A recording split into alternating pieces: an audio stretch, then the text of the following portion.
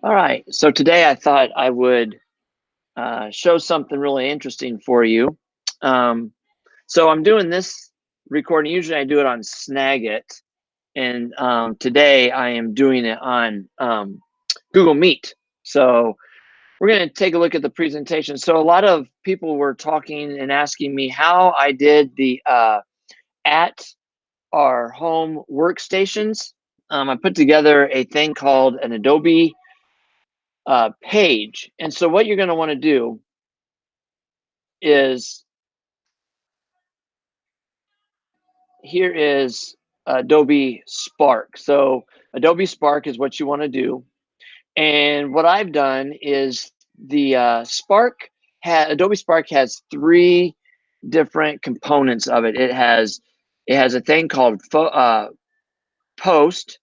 It has, which these are right here. These are the posts that I've done right here. Did a Twitter chat earlier today, and so this is what I did for posts. And then we also have a thing called a page, and pages is what I did. The is right here, and it's kind of like makes a web page.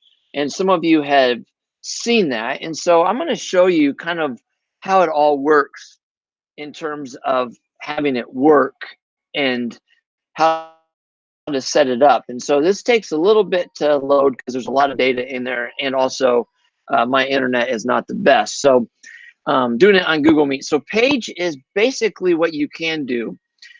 You can turn your presentation into a digital presentation. It can look just like a website.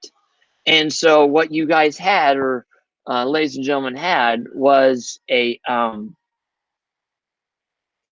link. And as soon as you do anything with that link, I give you the link the first time. Anytime I do any updates with it, that link is also updated. So you can see what it looks like. This is just the layout.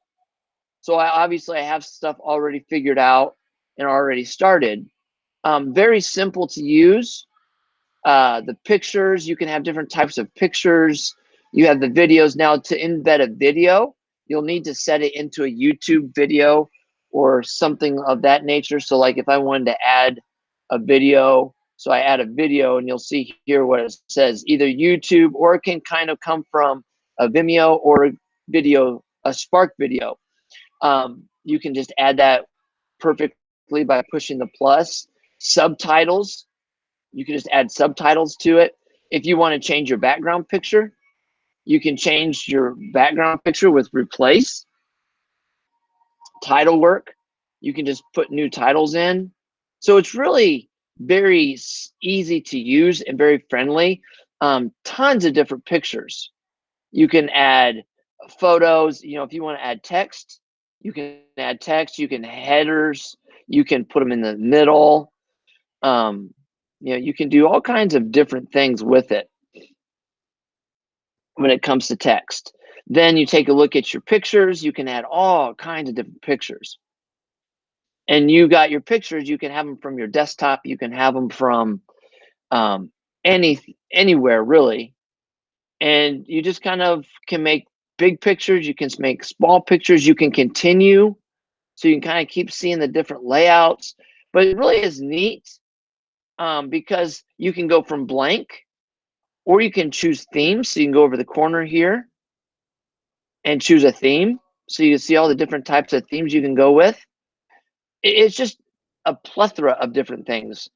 Settings, you can show header. It's just a really cool way of doing a presentation. And so what I was thinking was, this is definitely a great way that you can have some digital presentations done with your kids. Your kids can actually do just like I'm doing now, do a presentation through Google Meet, record it, and then you can watch it, and they can also talk about what they're seeing.